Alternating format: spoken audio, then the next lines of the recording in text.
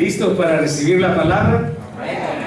En esta mañana yo me tengo que disculpar con ustedes, pero me permiten que en este mensaje usemos bastante la Biblia.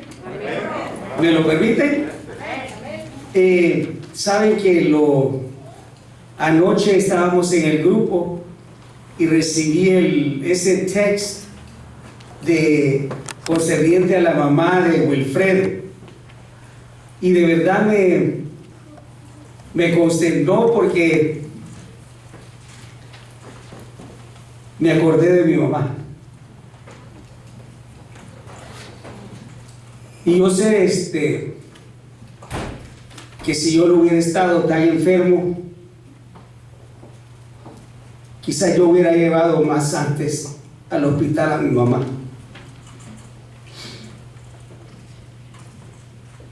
Y no pude, pero Wilfredo desde aquí le puede ayudar mucho, y tienes la esperanza de que Dios le alargue su vida, y eso es bastante para un hijo.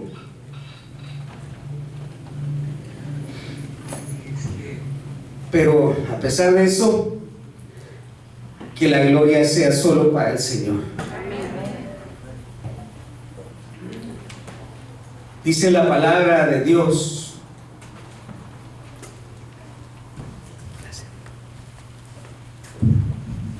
Dice la palabra de Dios: si confesamos nuestros pecados, Él es fiel y justo.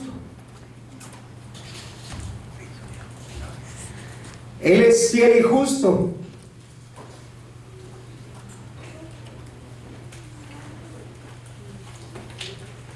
para perdonar nuestros pecados y limpiarnos de toda maldad. Amén. Hermanos, el perdón tiene dos, si se puede decir, dos fases o dos propósitos. El perdón, Cristo, cuando nos perdona, quiere liberarnos de la culpa del pecado. Amén. La libertad es lo más grandioso que un ser humano tiene como privilegio. Pero también el perdón tiene la intención de habilitarnos para que vivamos como hijos de Dios. El pecado es algo muy grave. El pecado es un intruso, destruye, separa de Dios y causó la muerte del Señor y de todos los que han muerto. El pecado es rebelión contra Dios, y su fin, el fin del pecado es que ustedes y yo muramos eternamente. Pero Cristo levantó su bandera y por Él podemos ser salvos. La existencia del pecado amenaza destruir, separar eternamente al hombre de Dios. No hay nada más contrastante, no hay nada más que esté en enemistad que el pecado y Dios. Dios no resiste el pecado. Dios odia el pecado, pero Él nos ama a nosotros que somos pecadores. Eso me lo he repetido en mi mente muchas veces, porque he pensado siempre que mi mamá ya está esperando a Jesús. Ahora yo tengo que preocuparme porque yo no solamente quiero encontrarme con mi Cristo, sino que quiero de todo corazón volver a ver a mi madre. Perdónenme, pero me he emocionado un poco desde ayer que recibimos la noticia de Wilfredo. No sé por qué me impactó. Juan compara el carácter de Dios con la luz. Entre tanto, compara el pecado o el hombre que está en tinieblas. Dios es luz. Amén. Primera de Juan 1:5 dice: este es el mensaje que hemos oído de Él y os anunciamos: Dios es luz y no hay ninguna tiniebla en Él.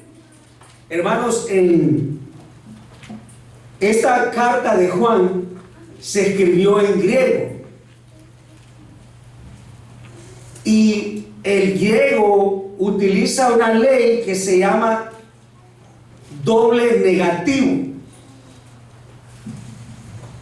El griego, para cuando utiliza esa ley gramatical, doble negativo no es incorrecto como lo es en inglés.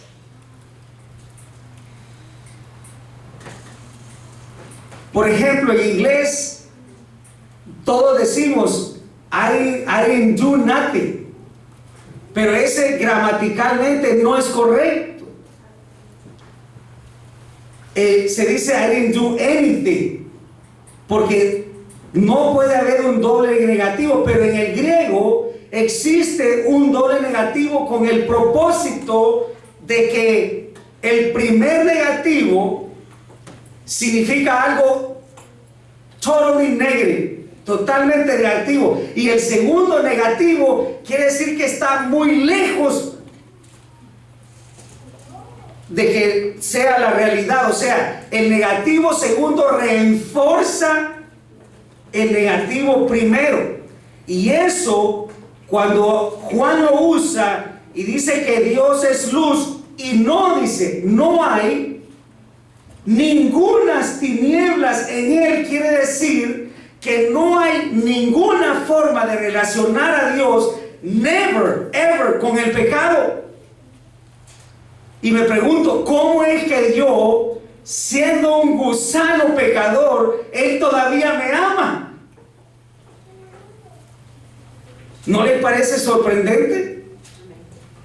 ¿Cómo es posible que un Dios tan santo, tan sublime y tan puro pueda amar a una persona que está lleno de pecados?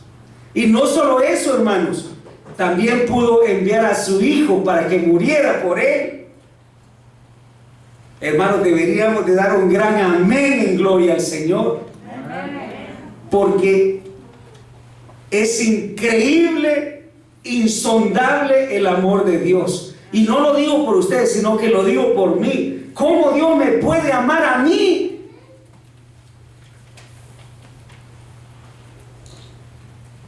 La afirmación que hace Juan de que Dios es luz es una alusión a su carácter.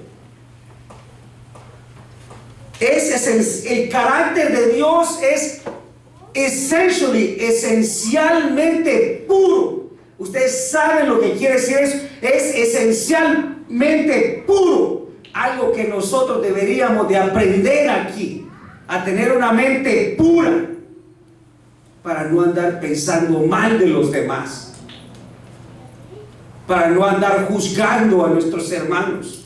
Al contrario, como decíamos en la lección, si vemos a un hermano pecar, oremos por él, porque el pastor de las ovejas, cuando una oveja se desvía, él deja todas las 99 y va por esa oveja. Amén.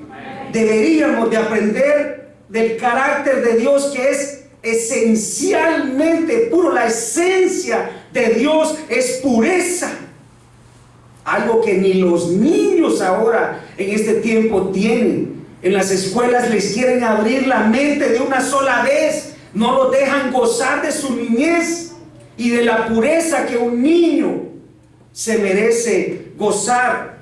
El carácter de Dios es absolutamente santo. No hay nada ni mancha en el Señor. Amén. Santo, la palabra santo se utiliza de dos maneras en la Biblia. Santo quiere decir algo apartado para uso sagrado, como el sábado. Aunque lo nieguen todo el mundo, Dios lo apartó para que le sirviéramos en ese día y le adoráramos en ese día. Amén. No es un invento del hombre. Le dije una vez a un pastor, y usted, porque me andaba molestando, que quería que habláramos del sábado, y le dije yo, ¿cuál es su problema con el sábado? El sábado no lo inventé yo, lo inventó el Señor. Así que si quiere pelear, peléese con Él. El carácter de Dios es transparente, porque Él mismo tiene la prerrogativa de revelarse a sí mismo y salir incólume 100%. En cambio, nosotros, si nos reveláramos de realmente quién somos, hermanos, no lo podríamos lograr. Porque el carácter de Dios es transparente y nuestro conocimiento de Él, oigan bien, nuestro conocimiento de Dios no descansa sobre nuestra capacidad innata. No podemos conocer a Dios por nosotros mismos. No descansa nuestro conocimiento por nuestra capacidad innata, sino que descansa sobre su revelación por medio de su Hijo Jesucristo. Amén. Solamente Él podía revelar a Dios, pero aún así Dios nos manda a que revelemos su carácter. No es imposible. El problema, como siempre les he dicho, es la relación. Si nosotros de verdad nos entregáramos 100% al Señor, Él haría maravillas con nosotros.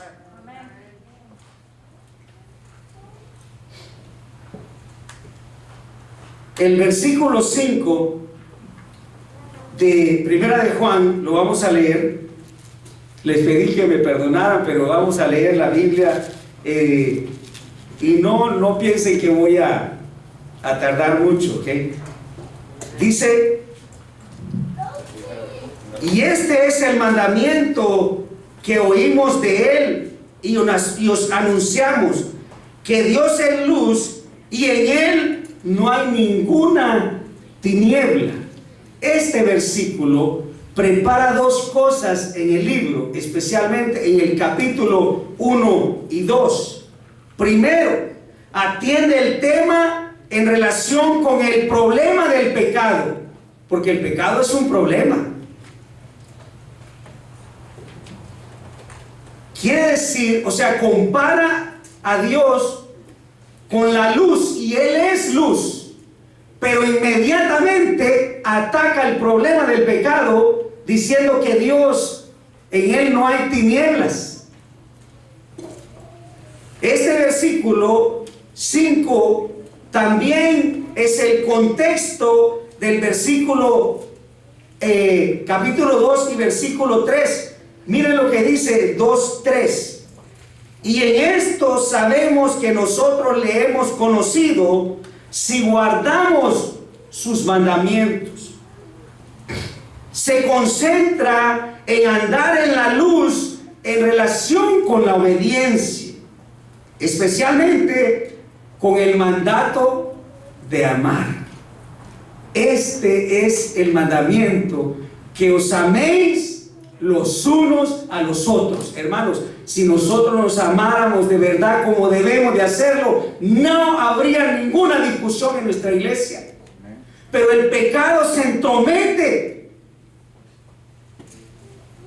y nosotros le damos la oportunidad. Démosle más oportunidad a Jesús. Amén. A la influencia del Espíritu Santo. Anoche hablábamos en el grupo de ciertas contradicciones bíblicas, en donde dice que Dios estaba lleno de ira e incitó a David a que censara al pueblo cuando él le había dicho que no lo censara. Pero luego en Crónicas dice que Satanás vino contra Israel e incitó a David. No quiere decir que la Biblia se contradice. Lo que pasa es que la mente judía reconocía que todo lo que pasaba, Dios lo permitía. Y ellos no decían que Dios lo había hecho porque lo culpaban, sino que reconocían que Dios lo había permitido. Pero nosotros aquí en el West pensamos diferentes. Jesús dice que vino a revelar al Padre. ¿Qué le pasó a Tomás? Él no creía. ¿A dónde vamos? ¿Qué le dijo Felipe? Señor, ¿a dónde vas? Tanto tiempo que he estado con vosotros y no me conoces. ¿No entiendes que yo estoy en el Padre y el Padre está en mí? El que me ha visto a mí, ha visto al Padre, porque Cristo reveló en vida, como ser humano, el carácter incólume de Dios. Amén. Y nosotros tenemos esa responsabilidad de que otros vean en nosotros a Jesús. Les expliqué la vez pasada que cristianos en el griego quería decir pequeños Cristos. Nosotros debemos de ser pequeños Cristos. Y yo sé que es imposible, yo sé que es difícil, pero si nosotros dejamos que el Espíritu Santo dirija nuestra vida, podemos lograr cualquier cosa. Depende de nuestra respuesta. Hermanos, la luz está asociada con la vida. Juan 1:4 dice que Él era la luz, que vino para salvar a los hombres. El Padre y Jesús como la luz son la fuente de la vida. Así como estudiamos esta semana que Dios no tiene amor. Él es amor. Su esencia es amor, algo inentendible. Por eso es que Él nos ama tanto y quiere que nosotros también nos amemos los unos a los otros. Amén. En este tiempo de pandemia, en estos tiempos de dificultades, en estos tiempos tan difíciles, nos debemos amar mucho más y estar unidos. Y hermanos, una cosa que tengo que decirle a la iglesia, el gran agradecimiento cuando todo pasó con mi mamá, en enfermedad, en mi esposa, en mi hermano, cómo la iglesia nos apoyó. Y eso es mostrar el amor de Dios. Amén. Si me enfermo, por favor, me siguen apoyando. ¿Okay? Hermanos, ahora el problema del pecado. Ya vimos que Dios es luz. Él no congenia con el pecado. Por eso cuando Cristo sintió esa nube que lo separó del Padre vio a su Hijo cundido de pecado de nosotros y no lo pudo ver. Y el Señor exclamó: Padre, ¿por qué me has desamparado? No le estaba reclamando, sino que el Hijo de Dios no soportaba estar separado de su Padre. Y nosotros deberíamos de sentir lo mismo, no sentir que no podemos estar lejos de Dios. Amén. Amén. Qué privilegio tenemos el estar cerca de Dios siendo como somos.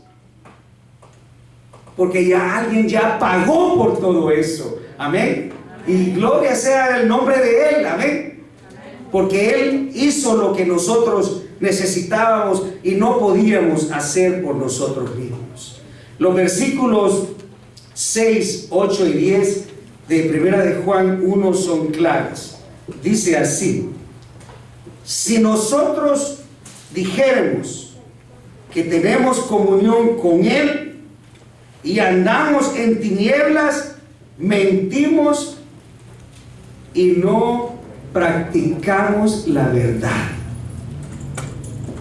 Miren qué contraste, ¿no? O sea, andar en tinieblas es andar en pecado o andar pecando. Y el verso 8 dice: si dijéramos que no tenemos pecado, nos engañamos a nosotros mismos y no hay verdad en nosotros. quiero que logren captar un elemento aquí. ¿Cómo se le conoce a Juan? ¿El discípulo amado o el discípulo del amor? ¿Y cómo se le conocía anteriormente? Hijo del trueno. O sea que ese sí era bravo.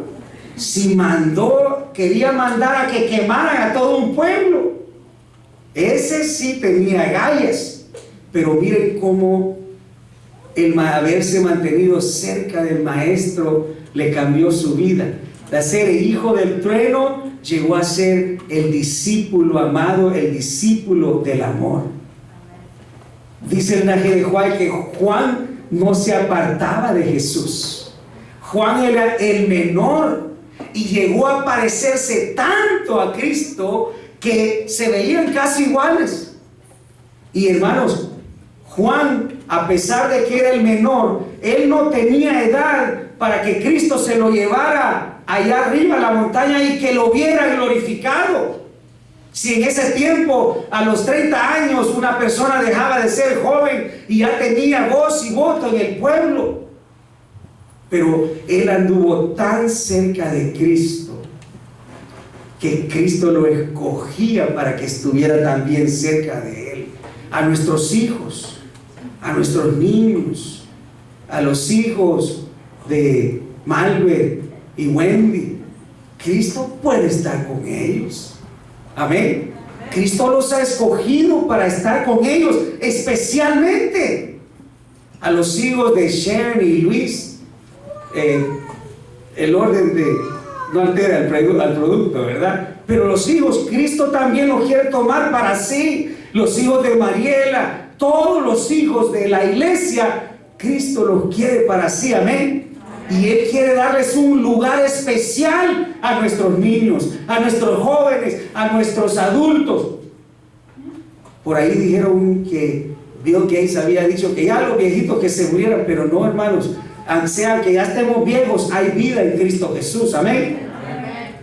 Y hermanos, Juan avanza hacia las actitudes y los esquemas de conducta, pero el elemento especial que yo quiero que ustedes vean, que a pesar de ser él el discípulo amado, el que más anduvo con Jesús, el que siempre estuvo con él, el que nunca lo abandonó, él se incluye. Esto es serio. Él dice: si nosotros decimos que no hemos pecado, o que no tenemos pecado, o que no pecamos, él se incluyó. ¿A quién le hace referencia a ustedes? ¿Se acuerdan a Daniel?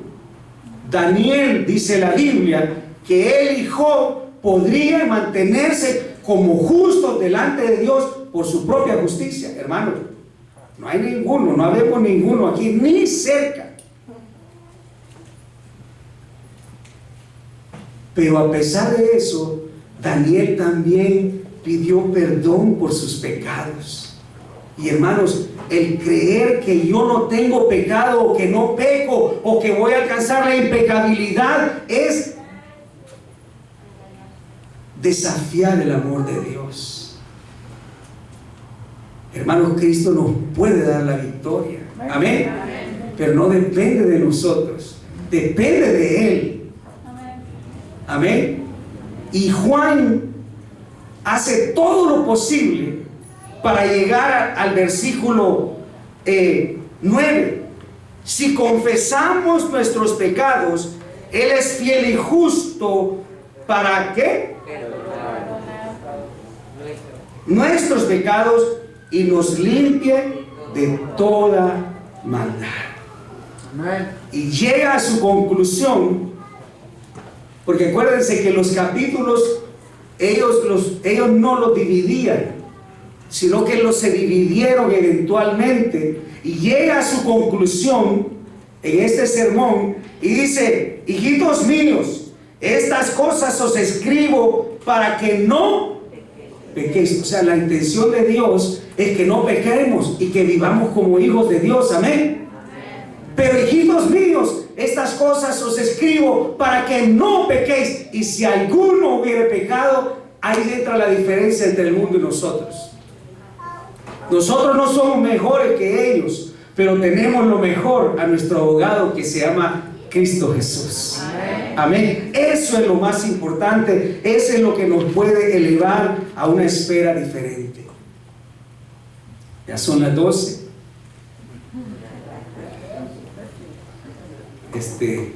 Los veo bien serios, bien calladitos. Yo sé que ya quieren comer, pero estamos comiendo. Amén. O no hemos comido. Estamos comiendo. Y aquí viene lo bueno. ¿Ok? Aquí viene lo bueno. Ahorita termino. Juan da respuestas al problema del pecado. Amén. No hace como hacemos nosotros. Le decimos a una persona que es chismoso, a otro que mintió, a otro que hizo esto, a otro que no dirigió bien, a otro que no predicó bien. Eso es destapar el problema.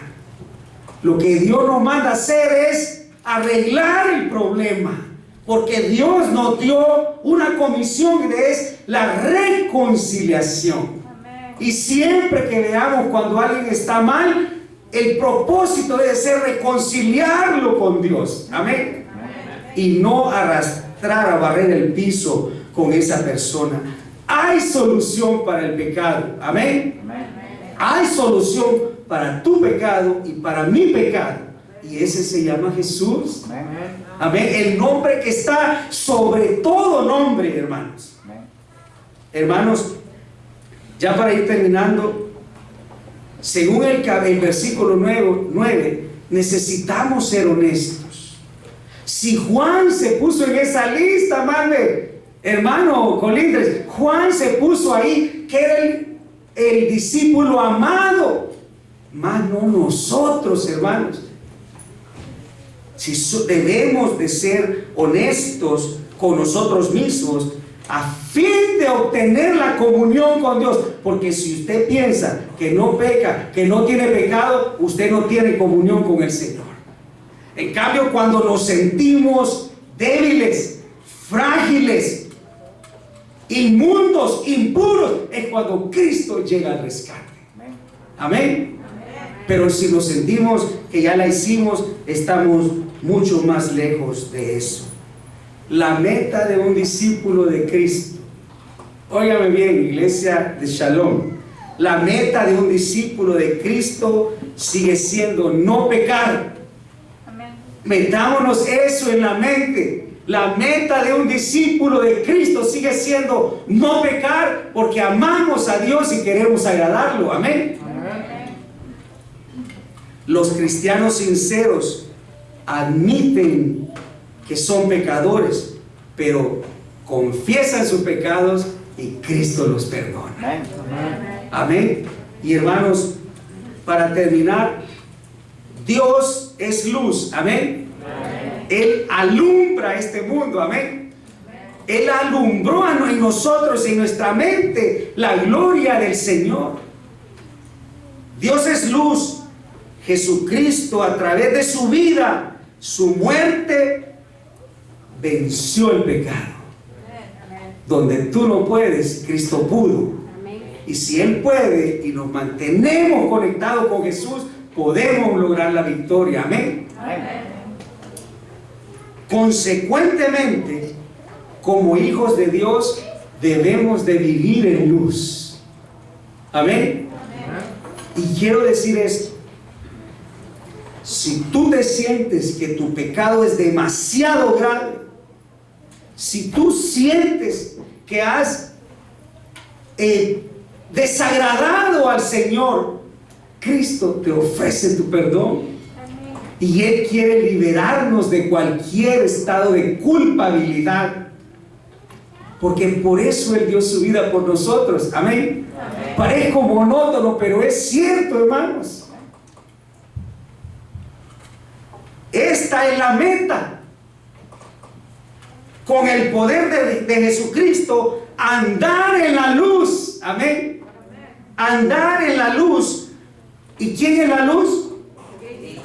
Si andamos en luz, tenemos comunión con Él, amén, y por ende vamos a tener comunión con nuestros hermanos, amén. Entonces Jesús les dijo: aún por un poco, y esta luz estará entre vosotros. Y aquí viene el mandato. Este no es un consejo, este es un mandamiento. Andad entre tanto que tenéis la luz. Amén. Entre tanto que exista la gracia, andemos caminando con Cristo. Esa es la garantía, que eso es todo lo que necesitamos, mantenernos en esa comunión con Jesús. Porque el que anda en tinieblas no sabe para dónde va, y nosotros sabemos para dónde vamos. Amén. Y yo, hermanos, de verdad quisiera encontrarme con todos ustedes ahí. Amén. ¿Qué les parece? ¿Está bien? Vamos a cantar un canto, y no sé si va a haber un canto. ¿No hay himno final? Ok, si no hay himno, entonces nos ponemos de pie para tener la oración. Ok. Todo es culpa del praise team, dicen. No. Es mi culpa, hermano, no se preocupe. El praise team, they did good today. Ok, vamos a orar, y hermanos, pidiendo por que Dios nos dé ese poder para poder vencer, pero sobre todo para que tengamos comunión con Él y comunión con nuestros hermanos. Amén. Vamos a inclinar los rostros. Amantísimo Padre que estás en los cielos, te damos gracias, Señor, por tu gran amor. No permitas que nada, ni nadie, ni una enfermedad, ni una dificultad nos aparte de tu amor. Y permite que esta iglesia pueda demostrar que Cristo vive entre nosotros, y que su Espíritu Santo no está entre nosotros, sino que puede estar en nosotros. Gracias por esa promesa. Bendice a los niños, bendice a los jovencitos, bendice a los teenagers, bendice a los jóvenes, bendice a los adultos, a los mayores, bendice a tu iglesia entera. Nosotros confiamos en que tú puedes bendecir a todos por igual. Gracias por tu amor, en el nombre de Jesús. Amén.